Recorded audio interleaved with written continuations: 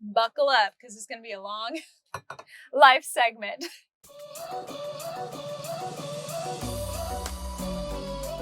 Hey everyone, it's Natalie, also known as Knitty Natty. Welcome to episode 195 of the Love and Stitches podcast. Today I am coming to you from Joliet, Illinois, which is somewhere in between Chicago, where we just were for the past couple days, and Clinton, Illinois, which is where Leading Min Fiber Arts is, which is where we will be tonight and tomorrow for filming and for an event. We've just stopped in a parking lot. I think I'm in a Best Buy parking lot somewhere where I've got a few trees behind me, so it's kind of nice. The lighting is pretty good, hopefully, and hopefully the sound is better for this podcast. We realized on the last podcast that even though I was using a mic, it wasn't using the mic to record the audio, so that's why it did not sound very good. I tested things this morning or just before this, so hopefully everything's sounding a little bit better. We're just sticking with the tried and true record on the mic. I do have AC blasting today because it is, 86 degrees and sunny here in Joliet. So we're gonna stay nice and cool. Hopefully it doesn't sound too bad for all of y'all and I can stay nice and comfortable. Ken has just walked away to a Starbucks or something to do some work because there's nowhere for him to be except for the front seat, which is extremely hot in the cab right now to work. So he's off to do that. And that's why Toaster is staring out the window because he just walked away. What else do I have to share with you this week? I have not had that chance to do the knitting that I hoped in this week. Last week it just felt really busy. And as I was writing down all of the things for the life segment, I realized why we are so tired and why we have been so busy. It's because we have done so much. So I can't wait to share all that with you. Oh my gosh. I think he's trying to get up on top of these pillows right here. You're silly, buddy. Anyway, why don't we just get right into things? Before we get into the podcast today, let's talk about something that is almost as important as yarn, and that is skincare. So I've been using Proven skincare for almost 5 months now, and it is a 3-step system. It includes a personalized cleanser, a personalized day moisturizer. I literally have my little kit here with all of my toiletries that I need when I go into the bathroom, and a personalized nighttime moisturizer. As you can probably tell, mine are very well used and very well loved, as you can see from all the smudges on here. Proven is different in that they are custom skincare. So the way it works is you get online, you take their skin genome quiz. It asks you all kinds of questions like where you live, what are your struggles, what kinds of life stresses are you under, and of course what your environment is like. It's very detailed and very fascinating, and it only takes a couple minutes to complete. Then they will send to you in a nice little box your custom 3-step skincare system, which is very easy to implement and very easy to use. Some of the things that I've been struggling with are acne. That is something that has been all throughout my life. So I've got some different ingredients in there for that. And then also just with my age being 31, I'm starting to look at things to brighten my skin, to improve the firmness, to prevent wrinkles. So my night cream has been doing a really great job with that. And something that is really cool is that you're not stuck with your skincare system. So my first night cream that I got, it was really great, but I needed a little more moisture and I didn't really like the scent that it had in it. So I was able to easily go online before my next shipment and change a couple things. They actually will send you emails to see how you're liking your skincare, and you can get on and you can make adjustments no, I need something creamier, I need something more moisturizing, I need something with less oil in it. It's really easy to work with and I really have loved my results. If you're interested in trying Proven, I have a killer deal for you here today. You can simplify your skincare routine and give your skin exactly what it needs by trying Proven's 3-step skincare system for 50% off using my code KnittyNatty99. Thanks again to Proven for sponsoring today's podcast. Now let's get into the episode.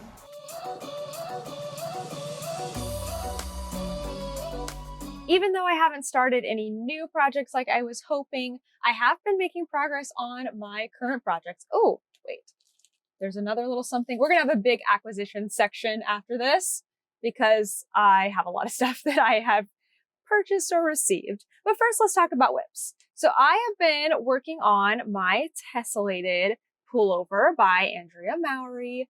I haven't done a ton. You can see from my cute little popcorn right there that, oh, you know what? I guess I've about doubled the pattern. So that's pretty good. Like the pattern repeat, I've done about double since last week. So that's actually not so bad. And I have to keep in mind that we are having a big life transition right now, and it's okay if my knitting is not exactly where it normally is, but it's also not okay because I need my relaxing knitting time to feel rested.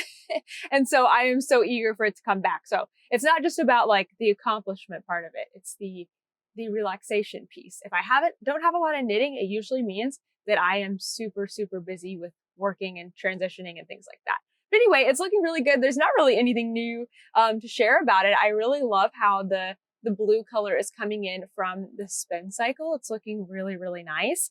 I need to, at some point, kind of sit down and figure out how long I need to go on the body. There is, of course, a measurement in the pattern for my size that says, you know, go to this many inches or desired length. And I need to figure out what my desired length is, because for most Andrea Mowry patterns, I need to add a length to the body and length in the armhole, because for whatever reason, our bodies are different in that way. And I've just noticed with other patterns of hers, that's what I need to do for me.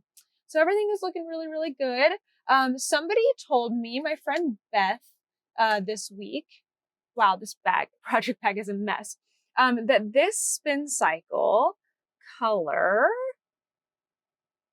there we go, that this spin cycle color is actually a special one with Farmer's Daughter's fibers. It's called Big Sky. So that makes a whole lot of sense. So that's really cool. I feel like this is a really special kit because it is the Farmer's Daughter fibers kit that was specifically for this pattern.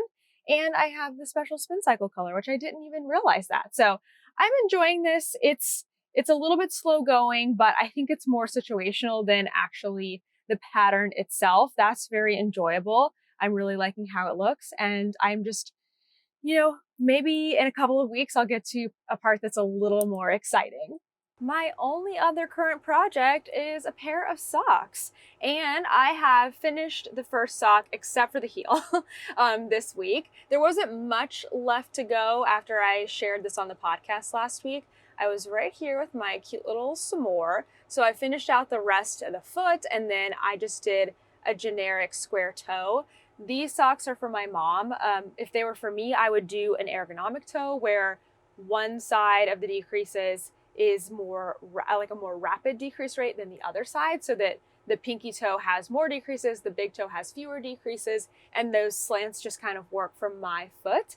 But for my mom, I've made several pairs of socks for her with this square toe, and so I figured she would be just fine with that. I am trying out for her a few elements of my perfect fit sock, and that is that I've done some increasing here before the afterthought heel. So you can see that there's this 2x2 rib. This is not any specific pattern. I cast on 64 stitches. I did 2x2 rib for an entire stripe repeat, which is 10 stripes, I believe. And then I continued the striping pattern on the front of the foot. On the back, I switched to stockinette, or this is the leg rather. On the back, I switched to stockinette and I did some increasing. This is waist yarn where I'm going to put in my afterthought heel, and then I did some decreasing. I think you can see that better from the front here. See how it kind of like triangles out like that? But anyway, I finished up the toe, and then I had to decide, do I want to go ahead and do the afterthought heel, or do I want to cast on the second sock? And what made that decision for me was where I was in the striping sequence. I kind of thought, you know, if I'm close enough to hitting this blue color again, where I need to start the second sock, then I will just go ahead and start the second sock. If I'm, you know, if I had like just used the blue color and then I would have needed to wind off a lot of stripes to get back to blue, I would have maybe done the heel. But I ended up being, let's see, let me look at the stripes here. So that's where I needed to start. and I got 1, 2, 3, 4, 5, 6, 7 stripes out of 10. So I was really close. I was only 3 stripes away from starting over that striping sequence. And so I just wound those off into a little ball and then cut off this part. I'm saving this because I might be able to use it for the heel. It might not quite be enough because I haven't weighed this yet to see. I probably need at least 3 grams. So what I'm thinking is after I finish the second sock, I'll use my big ball of yarn to make the first heel. And if it's enough, then maybe I'll use this. I also haven't decided which stripes I want to put in the heel because they're going to be between the 2 orange stripes. So I don't want it to be orange, of course. So yeah, I don't know yet. It could be pink. That could be really, really fun. So after I finished that first sock, I started the second sock right away. I was actually at a knit night. It was on this past Thursday. I was at a knit night in Indiana, and I finished off the sock, and then I was kind of thinking, I really want to work on my sweater, but the smarter thing to do is to cast on the second sock while I have it right here with me, and then it's just ready for easy knitting. And I'm really glad that I did that because I had lots of time for easy knitting over the next few days. And look how much I've already done on this second sock. I am really pleased with myself. Most of this I did yesterday while we were in Chicago. So I've already made it all the way through the leg. I just this morning added in some waste yarn for the heel. Actually there you can really see the increase that I've done before the heel. It's exaggerated because of the ribbing. So the ribbing really sucks things in. It's only a 10 stitch difference here, but it looks like a whole lot more. So now this darker or lighter orange, I'm starting to work decreases to get back to 64 stitches for the foot. And then I will just continue like I did on this one, where there's stockinette on the bottom, rib on the top, and then it will be heel time. So I'm having a great time with these. I feel like they're kind of the perfect transitional between summer and fall. So this yarn is from Freckled Whimsy. I got it at Bliss Yarns in Brentwood, Tennessee, and it's called Keep On Keepin' On, which is a great motto for right now when things are very hectic. I'm just gonna keep on keeping on with my yarn. I haven't weighed anything yet, so I have that little ball from the first sock that might be heel potential, but I've also got quite a lot of it left here in the full skein. So when I'm done with everything and I've done the heels and all of that and those socks are finished, I'm gonna be weighing this and seeing if I have enough to make a second pair of socks. Maybe since I'm making these for my mom, I could make the second pair for my mother-in-law. I'm gonna actually put all this into this project bag. I had to pull out a project bag yesterday when we were walking out around Chicago because I just had both my projects in my float tote here, which has been working fine for in the car or if we go into a yarn store or something. But for walking around Chicago, I really needed something to keep my project safe. So I had it here. This is the very first Black Pearl Magic bag that I ever got. It's one of her canvas bottom bags, which is, I would say, not what she's known for because she's known for those vinyl bags, but these are awesome. And I really like that it has these thick, I don't know what this material is, these straps, because I took a carabiner and put it through it, and then it can hang off my bag. I have a crossbody bag. It can hang off there, and it doesn't do that annoying thing where it like twists around like that because these straps are super nice and thick. So this is such a great bag. I knew it. This is the only sock bag that I brought in my limited space. I was like, which one is going to be the most functional for me? And I decided to bring that one. So it turned out to be a good decision.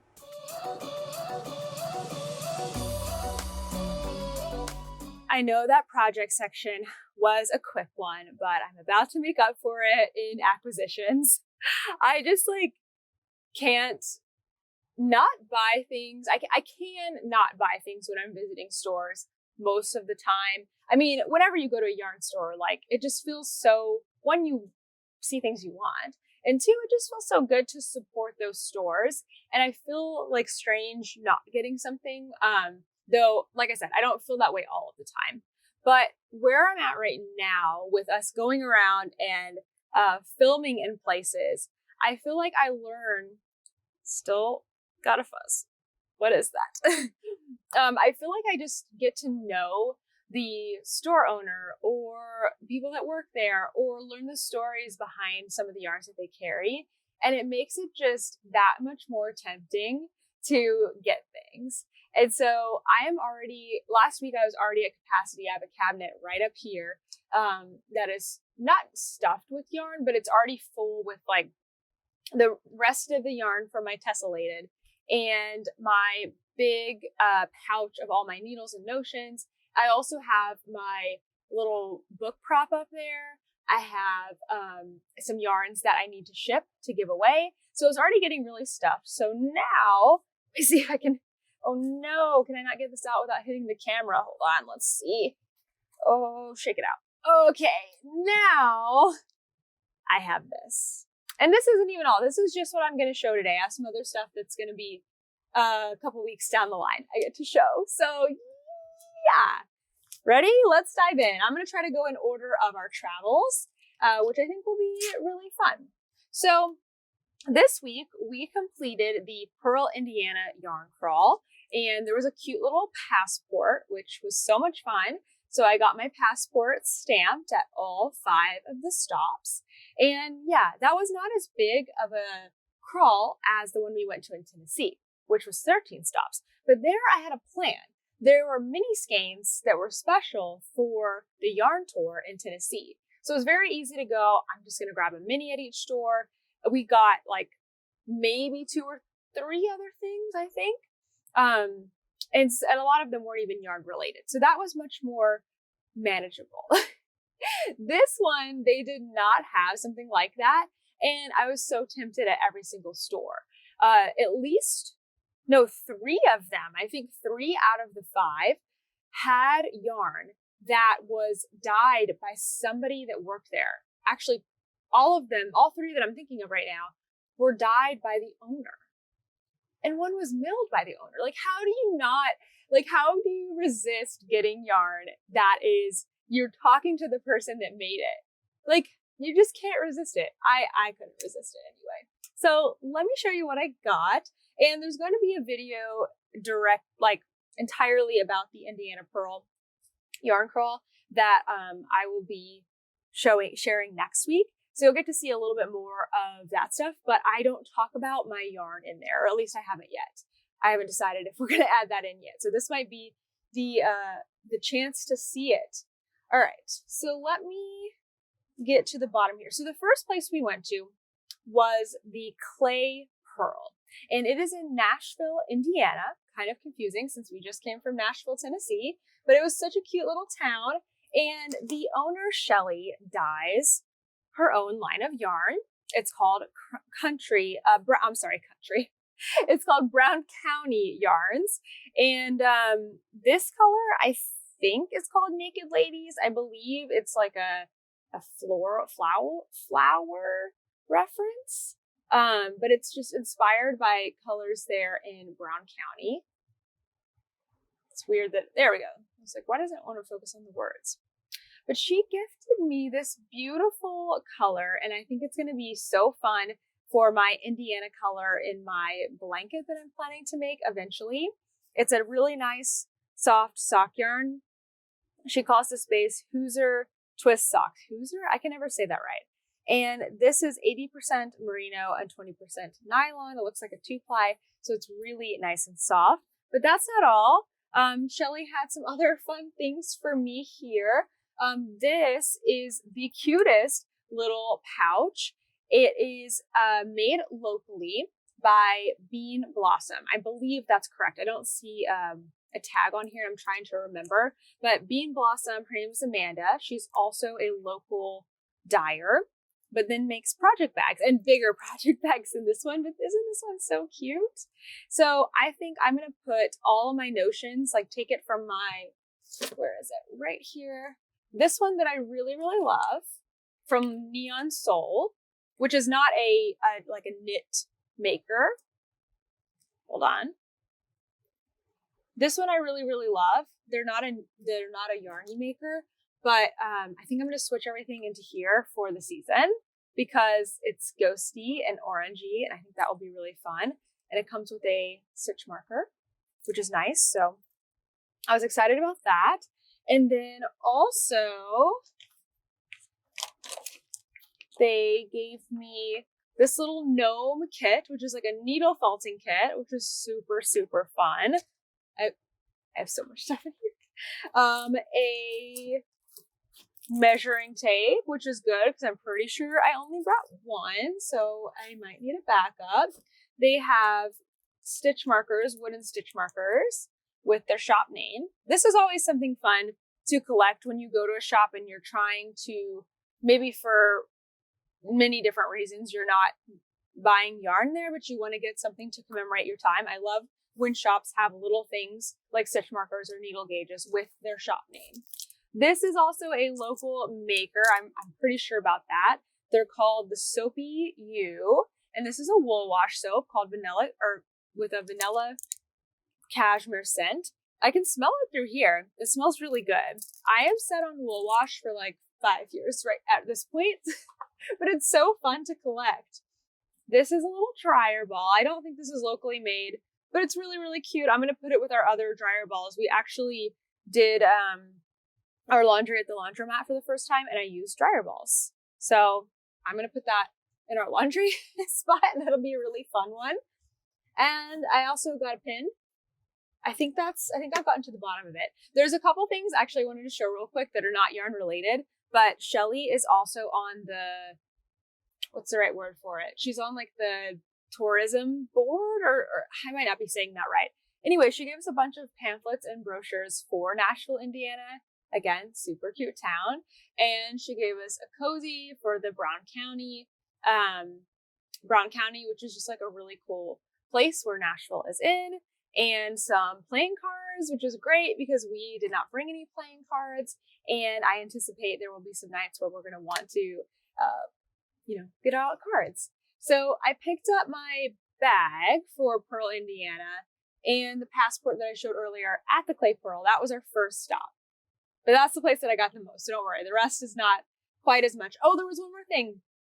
So you may have heard of the Rosy Posy Knit Co. This is Stephanie. She puts together these really cute kits. She's a designer and designs colorwork patterns, and then puts together these really cute kits to go with them. And so she stocks the shop, and she actually was there at the same time as me. So I got to meet her, which was really cool. Hi, Stephanie.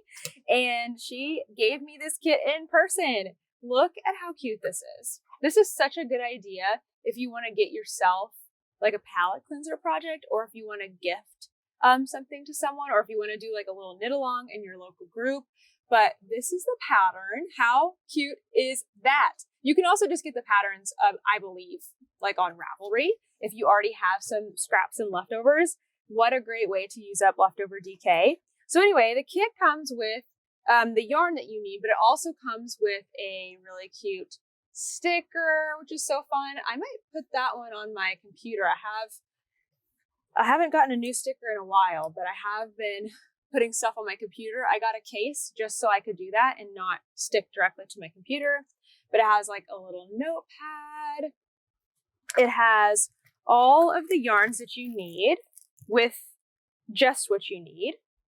Oops. And this is Malabrigo. So really nice, squishy stuff. I think it's Rios. And then there's a little kit here to sew on the pom-pom with a like a custom button, which goes inside of the hat, pom-pom. And then there's a QR code. I hope I didn't show that before. If we did, we have to blur that out. But there's a QR code so that you can go download the pattern from Ravelry, and also a hand solve. Well, that's not showing up. Peppermint hand solve, a blend of sweet almond, coconut, olive oils, and essential oils. Isn't that cool? That actually looks like it might have a little bit of liquid, so I'm going to pull that out so I can actually use that. But I just think that's such a cute idea, these little kits, and it was so fun to get to meet the designer. So I'm going to have to make a hat here at some point. It's super adorable. Okay, so moving on from the clay pearl, we went to, the next day we went to a place called Hobbs Knit One Purl 2, and we got to meet the two shop owners, Rick and Lynn, and they actually, where did I put that? They have Shetland sheep on their farm, and then Lynn hand spins the wool into yarn. Like, so cool, right? It's amazing. So I got 2 skeins, and this is natural. It is undyed. I got 2 skeins of the Shetland wool, which is woolly, but it's not scratchy, like at all. It doesn't feel scratchy to me, and I'm pretty sensitive. So this is Shetland wool. I've got 60 or about 70 yards in this skein and about 85 yards. So I figured if I got these 2 together, I could probably do a hat or something. And if I did want to add a little color to it, or maybe add another element of softness, I could put some Surrey with it. I was kind of thinking hat, by the way, but I'm going to have a ton of Surrey left over from my tessellated because I got an extra skein. So maybe I can do that and it will make something really special and really warm. Then I got a pot holder because it was just too cute. They had a big stack of pot holders. Lynn and her grandchildren make these together, and then they sell them for a couple bucks in the store. But we already have been collecting some dishcloths and pot holders that are locally made, handmade, to use here. So I thought that would be really fun. Kent and I picked this one together because I knew Kent would like this. He loves really bright colors with black. So I thought he would really, really like this. So that was so cool. And then next up, we have more. Oh, I think I can set this down now. It's in my way. Next up, we went to the Red Hill Fiber Mill, and they have alpaca there. And we got to talk to Ty and Lindsay, who are the owners there. They have a really cool place, actually. I'm going to talk more about it later on when I go through everything that we did last week. But they have started their own yarn brand, and it is called Artfully Twisted by Red Hill Fiber Mill. So they have the fiber mill, they have the alpacas, they have the fiber mill, but then they dye and mill, which means they're from the fiber spinning and dyeing these yarns. So this is one of their dyed in the wool, or like dyed in the roving. So the fiber was dyed before it was spun together. So this will kind of do a self-striping sort of thing. And we picked this color, Kent and I. When I'm saying we, I'm usually meaning Kent and myself, but this is the Go Ducks colorway. And Kent is a really big Ducks fan. They're the Oregon football team, or all of the Oregon teams, basketball, all of that, but he's a really big football fan. And so this is just perfect. The yellows, the greens, and then this is like a steely gray. So it kind of comes across as blue in some lights, but it's definitely a gray. So it's a really cool color. This is a fingering weight, kind of loosely spun sort of deal. And it is, this one is actually merino. So this one is not from their alpaca, but they have their alpaca yarn there as well. So it's really cool. Nice and soft. I don't think my mother-in-law watches the podcast, so I don't think this will spoil things, but I am planning to make a pair of socks for her out of that because she's also an Oregon fan. All right, what's next? Then we went to Rebel Purl, which is another shop on the Pearl, Indiana yarn crawl. And this is another one where the shop owner actually dyes yarn. And Mary has this full, you have to go watch the video next week. She's got this full wall of yarn. It must have 100 colors. I don't know, 1,000,000 colors. It was super, super cool. So again, I wasn't really looking for any yarns because I got my Indiana yarn for my blanket. That was my goal. And then there's a couple other things I couldn't resist. And then I wanted to get some of Mary's yarn, but I really didn't have a purpose for it. So Kent decided to buy some to give for a prize for our members. And so he picked out this color, which doesn't really show off. It's a beautiful color, but it's a tonal, so it doesn't really show off the beautiful colors that Mary does. But I wanted to show it anyway. You'll see all of her amazing colors This is the Rebel Pearl yarn from Rebel Pearl Yarn Shop, and it is called Mana. Actually, that's why I can't pick it out. Apparently, mana is something in video games that you need. I only knew it from like Bible stories, so I was confused why it was blue, but apparently it's something for video games. So yeah, he was really excited about that, and Mary's yarn is just gorgeous. All right, I believe I'm down to my last thing. Yes. Okay, so this one is really cool, and I hate to show this because it's not available publicly, but it's just too pretty, like not to share. So on Friday of last week, still in Indiana, we went to Ruby and Roses, and we were doing, we did a video there. So get to see that in a few weeks. We get a studio tour. It's really, really cool because Addie does not have a retail shop. It's her studio, but it looks like a shop because she's got her yarn just hanging on the wall. It's absolutely amazing. Oh, by the way, Addie still has advent calendars, and I got a sneak peek, and they are so pretty. So if you're looking for an advent calendar still, and you want something that's going to be cohesive, something that she said that really stuck with me is that it is not a, I don't know if I'm supposed to share that. I don't know if I'm supposed to share that, but it does go together. She said she wants it to, wants people to be able to open day one, start a project, and then just open each day and be able to add it to your project, and it all goes together. So it's really cool. But as a membership, we actually made this color. We started from inspiration to photos, and then Addie took that and turned it into a beautiful colorway. And so this is a membership exclusive, but I just wanted to share it because I am planning to start either a pair of socks or a hat or something next week. We have named it Love and Roses, which I think is really fun. And the inspiration picture was this really beautiful bridge with like this orangey, reddy glow for fall, and then just a really nice neutral tonal. So I'm very, very excited about that. This is our second membership exclusive colorway that we've done this year, and we're doing another one in December. So if that's something that's interesting to you, definitely join us in the membership. We will be opening up again in December, which will be really fun.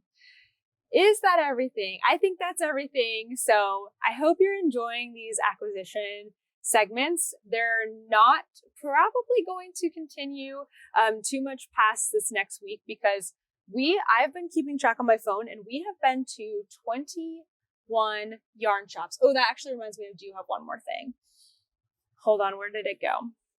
Here it is. In Chicago, we went to a yarn shop too. We didn't film a tour there, but I got a lot of videos so I can make an Instagram reel. But we went to Yarnify, and we got to meet Barbara, the owner, and Erin and Averly, who are working there. And they were really, really sweet. They had a lot of local yarn, but again, this pile is growing. And so I wanted to get something that was going to be smaller and more manageable for me, and still local. So Mochi Land, what was her name? Anna, is local. And so I got this tiny sushi kit. I can actually make 3 little sushi. It comes with everything that you need. And Kent's idea was to make one of these to gift to our friends in New York who own the omakase sushi place that we used to go to all the time. So I think I'm going to work on these, and then when we're up there in October, we can gift this to them. So that was last thing. But anyway, we've been to 21 shops in the last 2 weeks. And that, I think the next 21 shops that we're going to go to are like from now until March. So I don't think the acquisitions are going to continue in the same way. They cannot. I'm saying that now, they cannot. That would also just be too overwhelming for me. So I'm excited to start actually working on some of the things that I showed you today.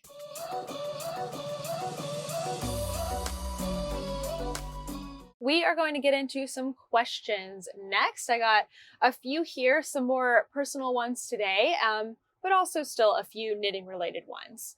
All right, this first one is from Hip Knit Hooray. I'm glad to see you're settling in and love following along on your new adventure. A more personal question. Do you miss New York City?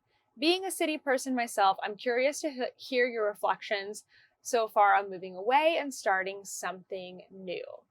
Well, I definitely miss New York City for sure.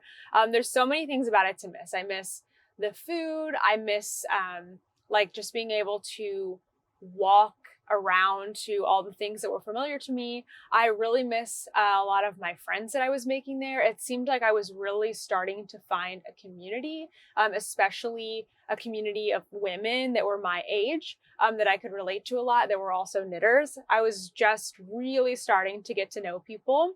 So that is one of the biggest bummers. I miss getting to go to all of our favorite local places. I miss getting to walk to Central Park. I miss our apartment. I miss our staff at our building. I mean, there's just so much to miss. But the thing is that New York City will be there.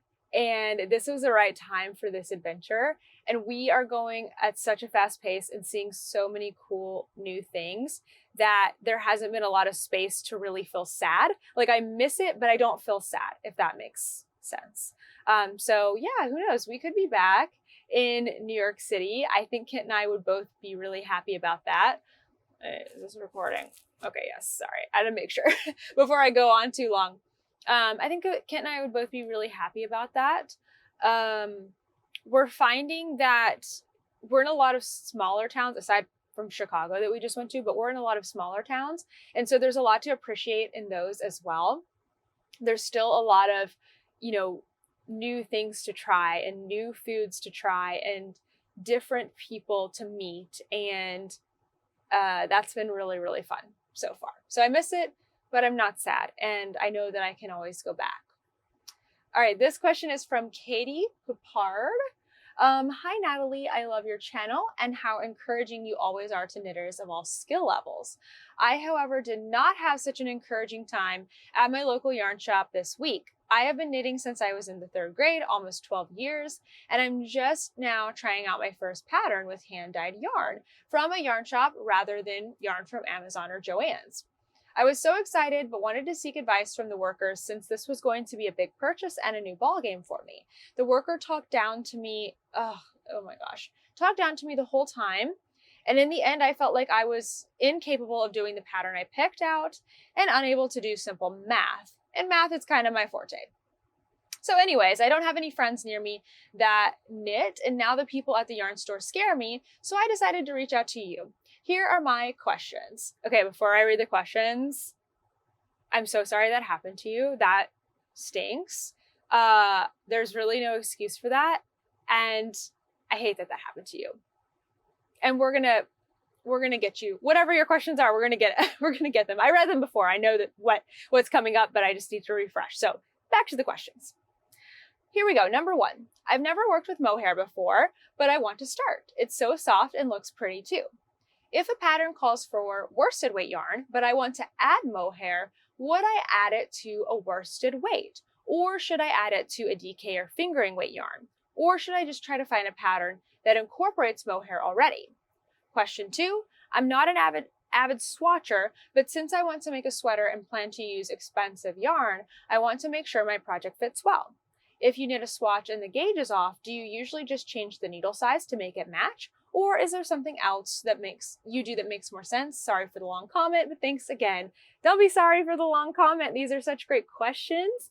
I think it's really awesome that you are venturing into hand-dyed yarn. It doesn't matter what kind of yarn that you use. You're not a lesser knitter or crocheter for what kind of yarn you use. Everyone has preferences. Everyone has reasons to work with certain types of yarn. It could be cost, it could be allergies, it could be anything. So I just hate that that happened to you at the yarn store. And I don't know, you don't have to go back unless that's the only place that you can get yarn, but it's hard to support somebody that makes you feel terrible. I almost hope for you that you get one of those like movie moments where you walk in with your finished sweater and you're like, in your face. I don't know. I just think that's silly to like discourage someone.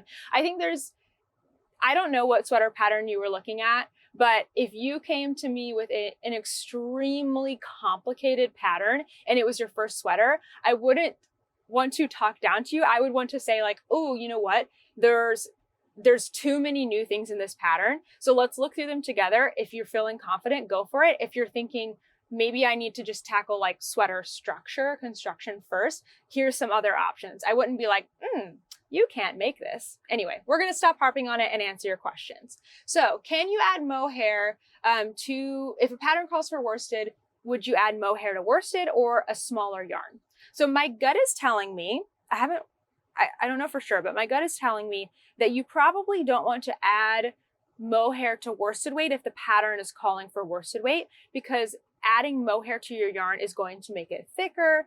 And then if you try to knit it at the same gauge, it's just not going to work out right. The fabric is not going to feel right, and it's going to be stiff, and it's not going to come out the right size. So if you're taking something that, the pattern itself doesn't use mohair and it's worsted weight, I would say maybe a DK with a DK with a mohair, or maybe a fingering weight with a mohair. I don't think you have to find a pattern that already incorporates that, but I think it could be helpful to find a couple of patterns that do and just see what their gauge is with the combined yarns. Does that make sense? So like you can go on Ravelry, and for most garments, you can see like the gauge and then what two yarns are being used together. So maybe you do search for patterns that use mohair and something else, and you see like, oh, this pattern pairs a fingering weight and a mohair, and it knits to this stitches per inch, which is close to mine, and the fabric looks like this, and see if that's something that you like. I think it's definitely possible to change things up for a pattern that doesn't incorporate it already. And then in the swatching question, especially if you're messing around with the fabric and even the fiber, like if you change fiber content, you're always gonna want to swatch for that and stitch gauge. But yeah, definitely swatch with your mohair and your other yarn held together. If you knit a swatch and your gauge is different from the designer's, you need to change your needle size. That is definitely something that you need to do. So the thing about gauge is that every single person that knits is going to have a different tension, and every single designer has a different tension. So just because somebody designs and publishes a pattern, it doesn't mean that they're a machine or that they're knitting to a standard. I know designers that I always have to go up a needle size from what they suggest to knit their patterns. Brianna, no wait, I have to go down for hers. She's really tight. I think maybe it's not that. Never mind, forget what I just said. I have designers that I always have to go down a needle size. Brianna, the little wolf knits. I think she knits really tight or something. I don't know. But she'll use like a 5 in her patterns, and I always have to go down 2 needle sizes to get the same gauge. So essentially, the needles are just a tool, and you have to adjust them so that we can get close to what a designer has. So that's something that's perfectly normal. That's why we swatch. It's one of the reasons why we swatch. And if you are not meeting that gauge, you haven't done anything wrong. You just need to swatch again until you find the right tools for you to replicate the gauge that the designer has.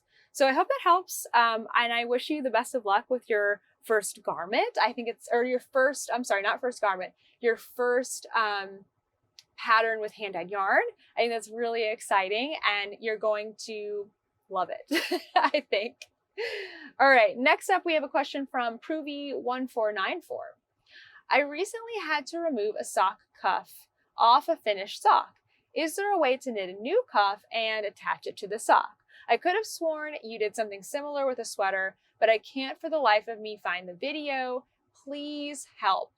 Also, this is not part of the question. I hope you, Kent, and Toaster have a wonderful traveling journey. I pray you all stay safe and healthy throughout it all. And I hope you have all the fun. Looking forward to seeing your future videos. Aw, thank you so much. It wasn't part of the question, but Kent included it in here for the screenshot, so I had to read it. All right, so can you re-knit a cuff and then attach it to your sock? Yes. Well, let's talk about a couple different things. First of all, the video where I did that with a sweater. I had knitted the sweater from the top down. I had completely finished it. It was too short. I didn't want to redo both the ribbing and the tubular bind off, so I cut can you even see my hands? So I cut the ribbing off. I reattached my needles and I knit down in the same direction of my original knitting and added length. And then I reattached the ribbing with the Kitchener stitch, with grafting. So I did that directionally, like I knit from the larger piece, not the piece I cut off. If that makes sense. And knit down and then attach it. That video is in a podcast. The podcast says it's like 180, 140 something. I don't know. I found it the other day, but it has a tutorial episode on it. And I'm holding my Alpenglow from last year. So look somewhere in the realms of maybe, when did I fix that? I think I fixed it pretty fast, or did I? Maybe in November of last year. I can't remember. But I did, there was a tutorial I found the other day that I've been looking for a long time. Oh, weaving in ends on my granny striped blanket that I need to repost as its own separate tutorial. But that's where that one is. Anyway, I'm getting off on my train of thought. So let's talk about your sock. Did you knit the sock from the cuff down, or did you knit it from the toe up? If you knit it from the toe up, it would be very similar. Wait, hold on, I'm trying to think. I actually don't know if it really matters directionally which way you go. I was trying to think if it would make more sense for you to actually get the live stitches from the leg of the sock and then knit the cuff up from there, or if it makes more sense to knit the cuff, like cast on, knit the cuff separately and then attach everything. I guess it does. I guess it probably does matter which direction you went in, because if you went cuff down and then you tried to get your stitches from the leg, everything would be off by a half stitch, I think. Or it might be okay. If it were me, I would probably try knitting from the leg so that you don't have to cast on a separate cuff and graft everything, and just see what it looks like. If it looks terrible, you can rip back down to where you were before. And then the secondary thing would be to cast on, knit a new cuff, and then graft everything together. Just be careful with your grafting not to get anything too tight, or it won't stretch as much as your regular knit stitches, and then you won't be able to put it on, which is probably why you cut the cuff off in the first place. Maybe there was an issue with trying to get the cuff on. So you definitely don't want that, but you can do it. So exciting. All right, next up I have got a question. Oh, and this is a two-parter actually. The first one is from Betsy Fowler. How do you receive your mail and food boxes when you're on the road? And then, let's see, Jane asked a similar question. I'm wondering, how do you get your factor meals while you're on the road traveling? They do sound like something I'd be interested in doing. Thanks for your podcast. Looking forward to the next one. So we have not received much on the road yet, but we have a couple different ways to get mail. So anything that is not urgent can go to my parents in Nashville. And then once they have, quite a few things, we're going to have them send it to us. Like right now, we're waiting on our license plates. We just got our driver's licenses in. I've been making a list of things we forgot to bring. So once the final thing comes in, our license plates, I'm going to have my mom put a box together and then fast ship it to us. We'll know in advance, hey, we're going to be here for the next 2 or 3 days. They can send it to a post office, or if we're partnering with a yarn store, we could probably have them send it to a yarn store. We haven't done that yet, but it seems like a doable thing. Amazon, we order from Amazon somewhat frequently, and you can order to a locker instead of a residence or anything like that. So we have already done some things where we ordered to an Amazon locker. So that's another thing. And then as far as our factor meals go, those are a little different because they need to be brought in pretty quickly. I mean, they do come in a refrigerated box with huge ice packs, but you don't want them sitting out for long. So we're kind of timing those when we know we're going to be somewhere, either for a more extended period, or we're going to be somewhere in a few days where we have someone that we can ask a little bit of a favor. Like, hey, could you receive this box for us? Could you bring it into your house, open it up, put these items in your refrigerator? So that we can't just ask everybody, because that would be, a little intrusive of us to ask. So we're kind of timing those around those things. They are really good, so I would definitely suggest them. But yeah, our next one, we're gonna get when we're probably when we're in Texas for a little bit and we are staying at a friend's. So we can send it there, which makes it a whole lot easier. I think this is the last one. Yes. This one is from Architect Fofo. Hi, Natalie. I'm Salma. I have a question. What crochet projects do you recommend taking on a plane? Is it better to take small projects like socks and hats, or is it fine to bring a big project like a long cardigan or a blanket? I love your channel and your podcast, and I'm ready to enjoy more in the van. Hi, Salma. Nice to meet you. I hope I'm saying your name correctly. You can let me know if it's pronounced differently. So crochet projects to take on the plane. So whenever I'm traveling, I like to think about my projects in kind of like which ones to bring in two different ways. So one, how is it for me to carry, especially if I'm going through the airport? If it's really bulky or if it's really heavy, it's probably not the best project for me to bring in my carry-on. I might pack that one in my checked bag, or if I'm just bringing a suitcase that goes in the overhead, I might put that one away. The second one is, how is it going to be for me to work on the go? So when I'm on the plane, I feel pretty comfortable working on something that's slightly more involved than, let's say, if I'm like up and down, like I was in Chicago yesterday, going up and down throughout different restaurants. I just wanted a sock, something really, really simple. If I'm sitting on a plane, I might work on a sweater or something else.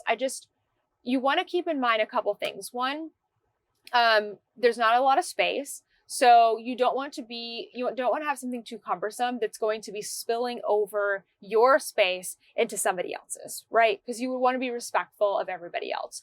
You also, this is very important and something people might not think about. You also don't want something that involves a lot of different markers or charts or papers or anything like that, because you might get it all set up on your tray table, right? And then somebody needs to get up and go to the bathroom, and you have like 17 balls of yarn and all these stitch markers and all these charts that you have to like gather up. Like, that's not fun for anyone. That's not fun for you. That's not fun for the person waiting on you. So the size of the project is more just like, can it fit in your lap? Is it going to be cumbersome? But the actual involvement of the project, I like to keep in mind, like, let's keep it a little simple. Let's make it easy. I mean, with this project, I would totally bring on a plane because I can set this in my lap. With this size float tote. I do have 3 balls of yarn coming from it, but if somebody needs to get up, me or somebody else, I can just drop this into the project bag, pick it up super quick, and it's not going to be a problem. If I didn't have it in this construction, it might be a little harder, like if I had to dump everything back in a project bag. So just be kind of thinking ahead of how it's going to be for you to maneuver in the space. There's really no limitations as long as you can be respectful of other people. All right, that's it for our questions. If you do have a question for me, leave them down below with the hashtag question in the front, and I will be sure to answer them next week.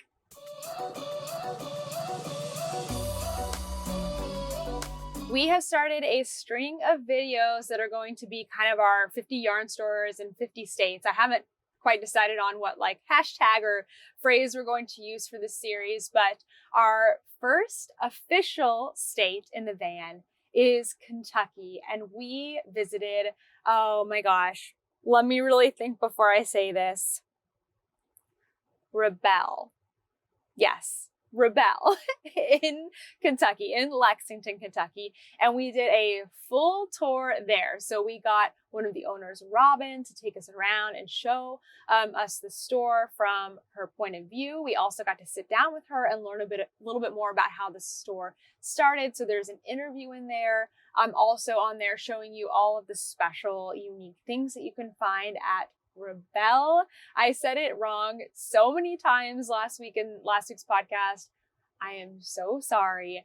The confusion comes from us going to Rebel Pearl in Indiana, I think. And the fact that I was saying it wrong in my head before I went there. But Rebel.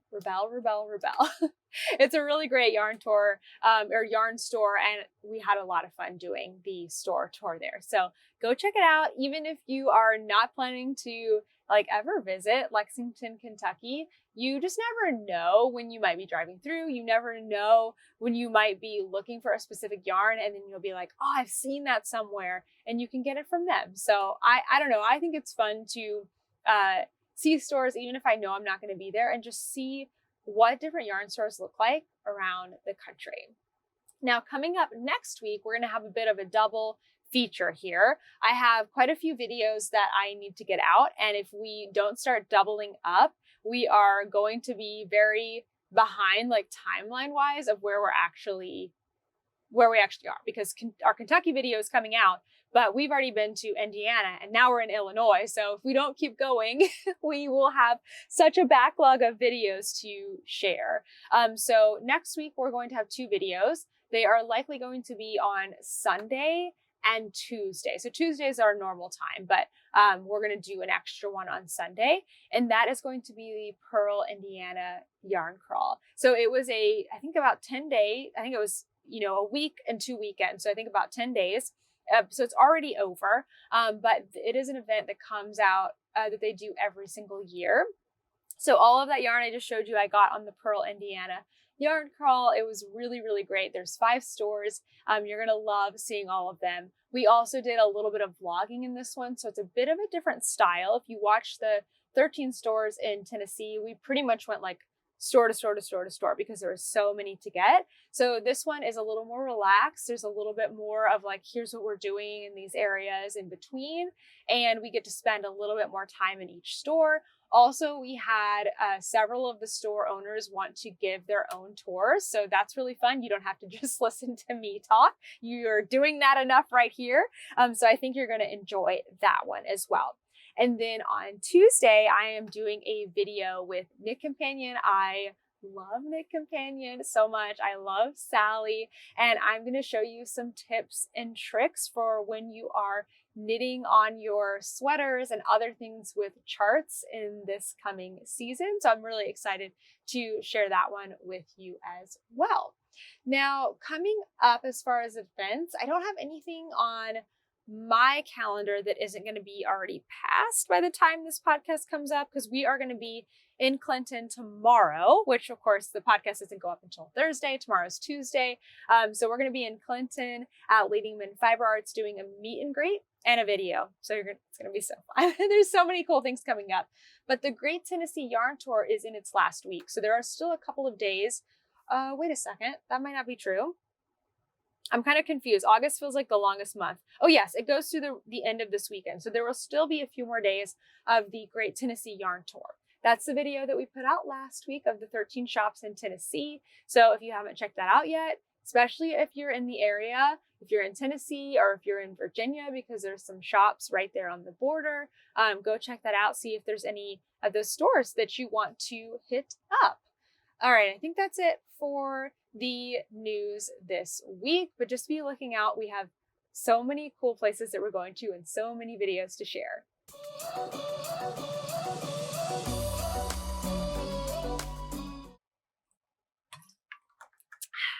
Buckle up, because it's going to be a long life segment. Seriously, I might have already said this at the beginning because I repeat myself a lot, but when I sat down this week to do I totally already said this. When I sat down this week to do the live segment, I realized why we were so tired and why my knitting time was so limited. We have been in 3 states. We have been to 7 yarn shops, I think. And we have just done so much in between. It is absolutely wild. Oh, I think I'm losing some light. The sun's starting to go down. That may be worse.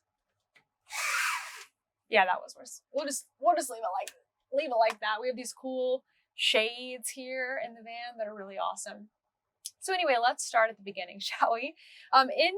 In Tuesday, oh my gosh, on Tuesday, we started out in Kentucky. We were wrapping up our time there at Rebel and spending time I was in the Kentucky Horse Park last time I podcasted, and we stopped in Louisville on our way out of Kentucky into Indiana to get some barbecue. I don't have the place written down, but it was really, really good. And it was the first time we got Toaster out on the patio so that he could join us for a meal, which kind of started a whole week of us sitting on the patios. Whenever we went to a restaurant, we're like seeking a patio so Toaster could come with us. We learned that he does really, really well on patios. He's been really, really well behaved, and the weather was so nice for a little while. Now it's really hot again, but it was so nice. It was like in the 70s and 60s for a few days, which was incredible. So we did that, and then we made our way into Indiana. Our first stop was Nashville, Indiana, and this was for the Pearl Indiana Yarn Crawl. So we went to the Clay Pearl, where I got to meet Shelly, and we had that night that we got in, we went to the Clay Pearl, and then we got some recommendations for local places for dinner and dessert. So we had Brazzini's, I think it was, for pizza. It was a really, really good pizza. It was like New York style pizza, and it was really delicious. Honestly, better than some of the places that I've had in New York. And I am not kidding about that. Then we had ice cream at the Chocolate Mousse, which is a place that like locals go to a lot. I got a coffee ice cream and a like Reese's peanut butter cup one. And they were both pretty good. It was a little icy, I thought, and hopefully no one from Indiana is going to be upset with this, but I like really creamy ice cream. So it was a little on the icier side, but it was still really good. There was lots of different flavors. And I also stayed for knit night at the Clay Pearl on Tuesday night. Pretty much the only time that this got worked on was the 3 knit nights that I went to on Tuesday, Wednesday, and Thursday. Kent just planned it out really well so that we could be at each of these different shops. There's 5 shops, and he managed to make us there for 3 knit nights, Tuesday, Wednesday, and Thursday. So I stayed and got to meet some people at the Clay Pearl, which was really awesome. Then on Wednesday, we went to 2 more, our second and third stops on the Pearl Indiana Yarn Crawl. And the first one was Hobbs Knit 1 Pearl 2 Place. And it was just it was so cool. It was where we met Rick and Lynn. Lynn is the person who hand spun this beautiful yarn from their Shetland sheep. They were just really, really sweet. We stayed there for quite a long time. We used our drone out there to get, really cool view of everything. And they were just absolutely the sweetest. Then we made our way to Rebel Pearl Yarn Shop, which I think is in Bloomington. Bloomington, Indiana was really cool, actually. I like Bloomington a lot. So we went to Rebel Yarn, filmed there, and then it was their knit night. So I got to hang out again. That's when I finished my sock. And I got to meet 2 of my members in person for the first time, Kelly and Eliza. We took a really terrible picture outside because the sun was setting right in our faces. So it's not a great picture. Sorry, Kelly, especially because the shadow's like right across her face. But it was really cool to meet them and hang out for the knit night. And Mary, who is the owner there and the dyer of the Rebel Pearl yarn, it was really, really great. Let us film there for a long time. Karen, who works there, led that tour. It was just really very cool. Then we stayed at Brown County State Park. We stayed there for 2 nights in Indiana, which was like really close to the Clay Pearl in Nashville. And it was beautiful there. It was so pretty. There was these overlooks where you could just see the mountains. It was so green and so beautiful. It was really, really cool. But it was the first time we stayed somewhere where the campground was like really deep into the park. So we were only 5 minutes away from the Clay Pearl to the park entrance, I think, about 5 minutes. And then it took us like 10 minutes to drive to our campsite. So we were way in there. So we were really struggling for internet in that first little part of the week. So on Thursday, we still had 2 more shops to go for the Pearl, Indiana. But after that, we were heading out, not out of Indiana, but out of that area into another place in Indiana for our Friday event. So we just got to hang out in Nashville for a little bit. Again, Nashville, Indiana. And we got an ooey gooey cinnamon roll. I think the place is called ooey gooey something. It was the best cinnamon roll I've ever had. I'm really sad because I don't have any pictures. I'm also really sad because I ate breakfast before that and I didn't get to eat as much of the cinnamon roll as I would have liked. Maybe that was a good thing. Kit and I shared one, but they had different flavors, like 15 flavors of cinnamon rolls. We just got the classic one, but it was so, so good. So we went to Red Hill Fiber Mill after that, and that's where I got this yarn from. And we hung out with the alpaca. We got to meet their dog. We got to meet their kids. Ty and Lindsay gave us a tour of the mill in the back. It was just spectacular. I think we were there for like 3 hours, 2.5, 3 hours. Kit and Ty already have plans to go to an Indiana-Oregon game. It was just really, really special. And then our last stop, our last yarn shop for the Pearl, Indiana yarn crawl was at the Little House of Yarn. And I got a picture with the owner, Diana, who was really, really sweet. And I stayed for that knit night too. I think we were only there for about an hour. And then we had to drive to our next destination. And Thursday night was the first time that with our van that we were boondocking, which is, if you haven't heard that term before, because I hadn't heard that term until we started looking into van life. It can have different meanings, but essentially if you have an RV or van like we do, it just means that you are not hooked up to water, power, or sewage. So essentially you're parked in a space that doesn't have those things and you are boondocking. You are off the system, basically, off the grid, kind of. You can't just park anywhere. You have to park in designated overnight parking areas, and Love's gas stations most of the time happen to have those. So we stayed at a Love's gas station. The weather was really cool, so we were able to run our fan all night instead of our air conditioning, which helped us reserve our battery power, and it was very comfortable. So it was great. We actually stayed at a Love's the next night as well, just in a different area. So that takes us to Friday, where we were at Ruby and Roses for the entire day. We filmed a really great video there that you're going to get to see soon of the Ruby and Roses yarn studio. We got to meet Addie and her husband Zevin, and we really got along well, the four of us. So we already had planned to film and then take a couple hours break. And then we had a membership event, which is where we got to dye this yarn with Addie. It was so cool and so much fun. So after we did that, we probably spent 3 hours filming and then another 2.5 hours for the event. And then we were like, let's go to dinner together. So then we went to dinner. It was just really great. It was such a fun day. I was exhausted, but walked away feeling like really energized. And it was just cool to, connect with it's always cool to connect with people as knitters, but it was really cool to connect with a couple who was also in this business, just like us, which is why I think we got along with Ty and Lindsay from Red Hill Fiber Mill as well, because they're also a couple that works in this business. So it was very, very cool. What did we do after that? We're still in Indiana. It's like so many things. On Saturday, we had a bit of a day off from filming yarn stores, and we went to the Indiana Sand Dunes, it's called the Indiana Dunes National Park. And it's sand dunes and beaches right on Lake Michigan. I don't know if I've seen Lake Michigan before, but not from like a beach perspective.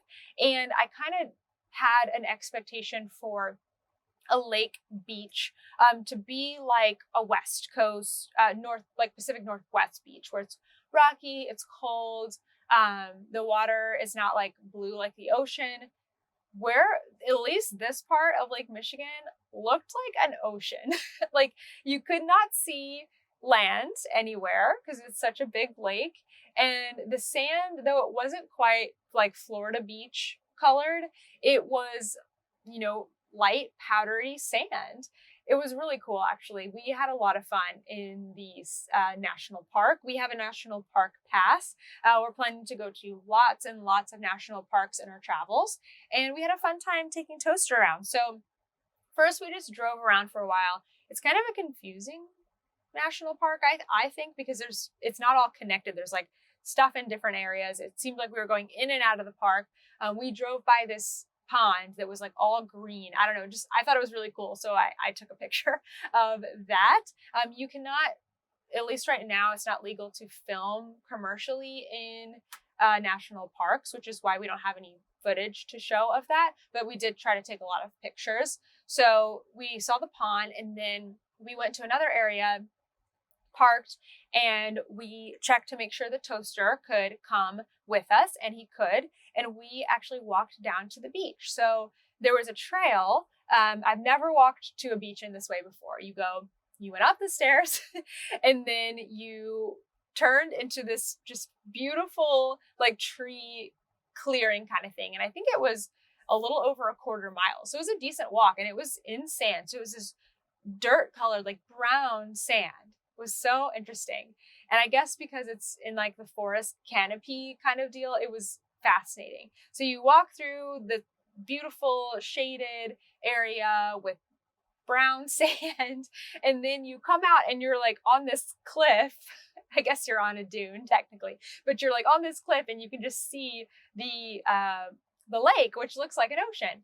And then you walk down this like tan looking sand, down steep down into the flatter part of the beach.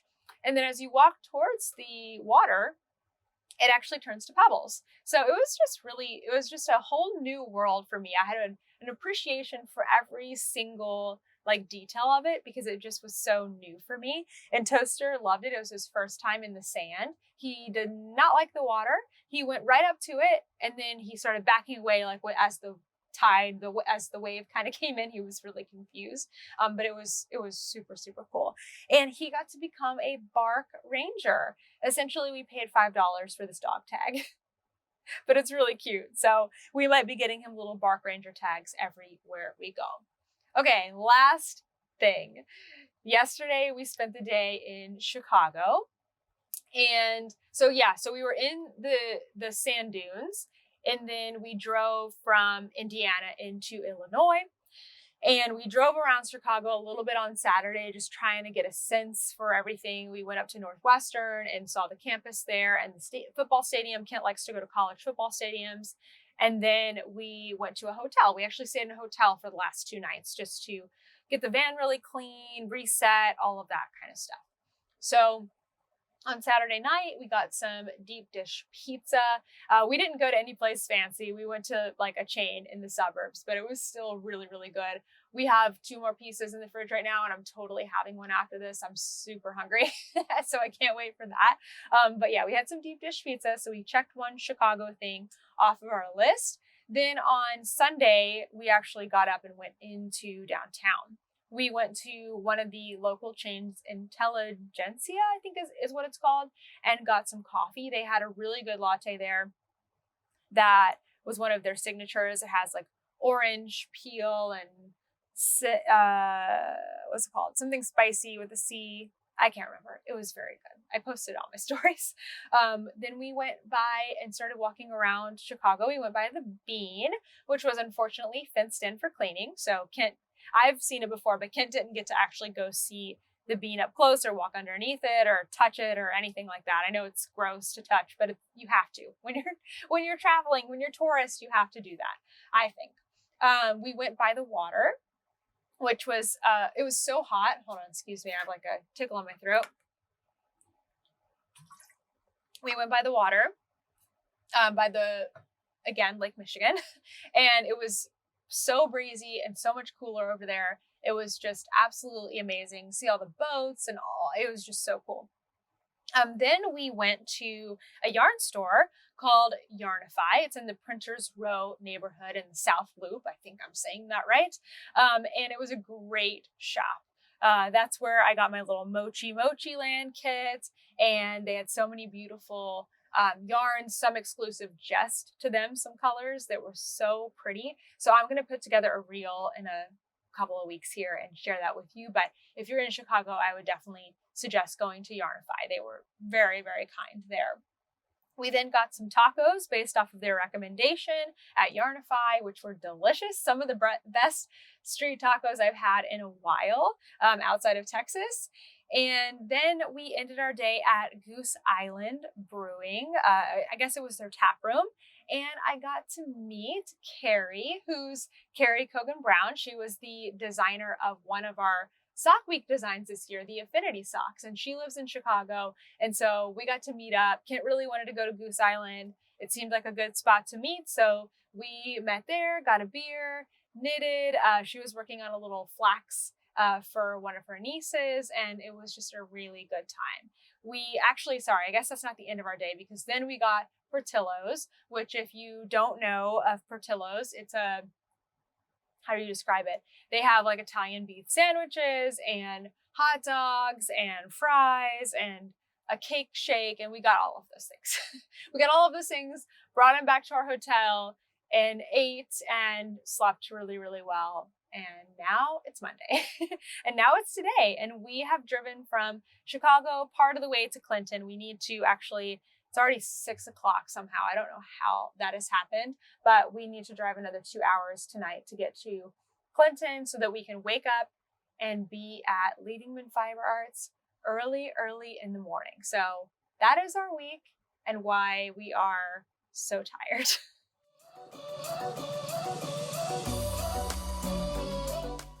I just realized that I didn't share what book I'm reading, but that's because I am still reading the same book. I'm reading Tomorrow and Tomorrow and Tomorrow by Gabrielle Zevin. I am almost done. I'm ready to be done. It's kind of a drag. Like, it's not a drag, but like I need a little oomph in my life right now. I need a little escape, and it's not providing that right now. And so I just need to finish it, I think. It's not that it's a bad book. Anyway, let's talk about the tip of the week. So this week I thought I would share with you one of my older videos. It is called 5 Things That Sweater Knitters Must Do, or 5 Things Experienced Sweater Knitters Do, or something like that. But I was just thinking that in this season right now that we're about to go into the fall, I don't know if it's just me or if other people are experiencing this too, but I'm getting excited to really like work on garments for the rest of the year and into the new year as the weather gets cooler. This video includes 5 tips that I find really, really helpful in getting sweaters to fit you well. I talk about gauge, I talk about ease. I guess when I was reading that question earlier from, oh wait, what was her name? Katie, when you were talking about making your first project in hand-dyed yarn. I don't know if it is a sweater, but something, yeah, I don't know if it is a sweater. I guess it just made me think that it might be a sweater because you were very particular about gauge, which is a great place to start. But it just had me thinking that, you know, if you are new to garment making or making things that fit, this could be a really helpful resource for you. I have not made a ton of sweaters, like in the grand scheme of things. I wouldn't consider myself a garment knitter, but I feel like in the last 2 to 3 years, I've really learned a lot of things, made a lot of mistakes with my sweater knitting that have helped me make better decisions now as a sweater knitter. So I just wanted to share that with all of you in case you haven't seen that one before, or in case you need a little refresher before you get into your garment making this fall. All right, y'all, that is everything. The sun is not setting yet. It's kind of early for the sun to set, but it is coming down right now, isn't it? Got this like glowy light. I'm really well lit from like the chest down, which is not perfect for podcasting. I hope the sound is better this week. Just know that, again, we're going to continue to work on making things better and better as we work through figuring everything out. My little baby here is, oh yes, hi. He was sleeping. Sweet boy. Oh, he's so tired. He has been hating riding in the car. He doesn't mind living in the van, but he does not like riding in the car. So maybe we'll get him out and let him stretch his little legs a little bit. Anyway, thank you so much for watching, and I will see you in the next one.